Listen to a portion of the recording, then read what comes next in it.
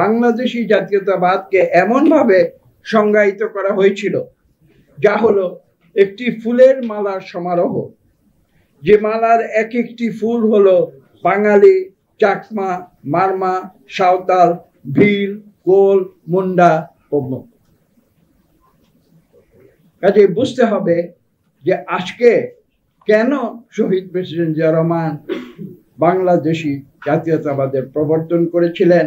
সবাইকে একটি ফুলের মালায় তিনি গঠিত করেছিলেন, যেখানে ভিন্ন ভিন্ন ফুল থাকবে, কিন্তু যখন বাংলাদেশের প্রশ্ন আসবে তখন সেটি হবে একটি ফুলের মালা, সমন্বিত, সকলের সমন্বয়। এই মালাটির নাম দেয়া হয়েছিল বাংলাদেশি জাতীয়তাবাদ।